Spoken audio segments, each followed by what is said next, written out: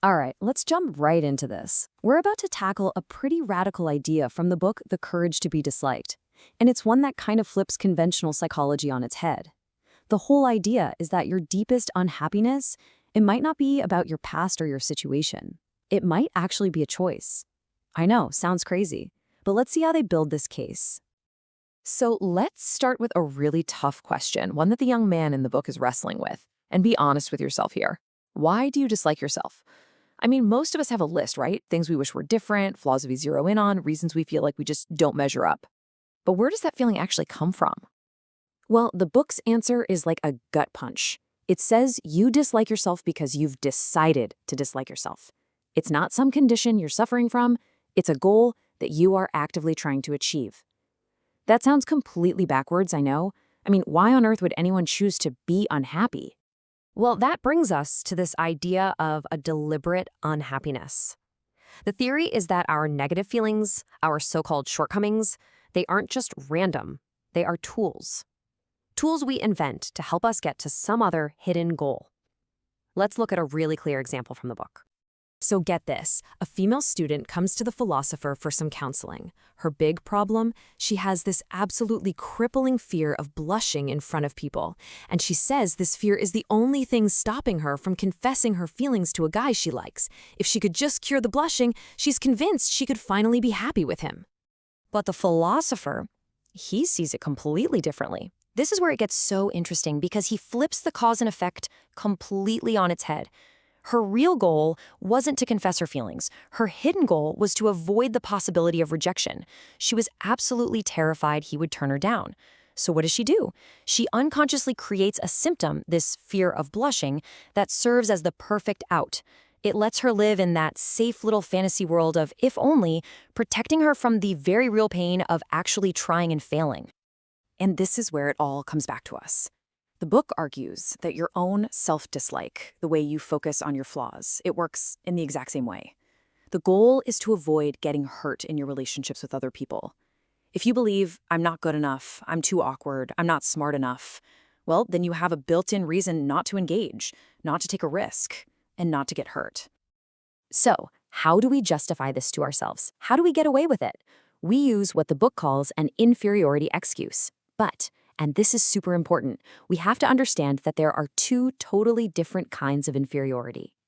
So on one hand, you have a feeling of inferiority, which is actually a really healthy thing. It's that feeling of, man, I'm not there yet, when you compare yourself to who you want to be. It's what pushes you to get better, to learn, to grow. But an inferiority complex, that's a whole different animal. That's when you start using that feeling as an excuse to just stop trying. It keeps you completely stuck. Here's a classic example. You hear this all the time. It sounds like a simple statement of fact, right? A causes B. But from the Ehlerian point of view, this is the inferiority complex in full swing. It's not a statement of fact, it's a statement of purpose. So let's pull back the curtain on this little mind trick. The person isn't actually saying, because I like education, success is impossible for me. No. The hidden goal, the real message is, I don't want to face the challenges and potential failures of trying to succeed. So I'm going to use my education as a bulletproof excuse. See the difference? The problem isn't a lack of ability, it's a lack of courage. And all of this builds up to the central, unifying idea of the whole book. If all of our excuses are just there to help us avoid getting hurt by other people, then what's the root cause of that fear in the first place? And here it is. This is Adler's most famous and maybe most controversial claim. Every single one of your problems is, at its core, an interpersonal relationship problem. Loneliness, anxiety, feeling inferior, all of it. Think about it for a second. If you were the only being in the entire universe, would any of those problems exist? They just evaporate. They only exist in the context of other people. So, the reason we suffer so much in our relationships is that we see life as a giant competition. We're always sizing people up, trying to win, trying not to lose.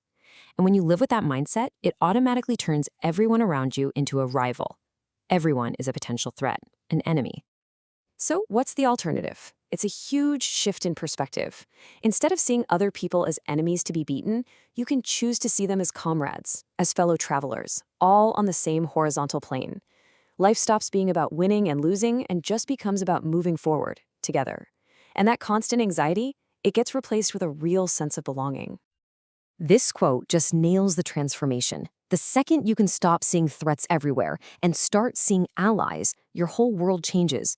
It goes from being a scary, dangerous place to a safe and pleasant one. You can actually be happy for other people's successes because their win is no longer your loss. Okay, so if all our problems are about our relationships, where do these problems actually show up? Adler breaks it down into 3 main arenas that every single one of us has to deal with. He calls them the life tasks. First, you've got the tasks of work, your relationships with colleagues, bosses, clients. Second, the tasks of friendship, those broader connections you choose to make. And finally, the big one, the tasks of love, your most intimate and often most difficult relationships with partners and family. These are the 3 battlegrounds of life. And here's the final piece of the puzzle. The book argues that all of our unhappiness, all of our self-dislike, all of our inferiority excuses, they are just elaborate strategies to avoid the potential pain of dealing with these 3 tasks head-on. We run away from work, friendship, and love because we are terrified of getting hurt. So that brings us to one final, really powerful term that ties this all together. What do you call the big story you tell yourself to justify running away from life? Adler calls it a life lie.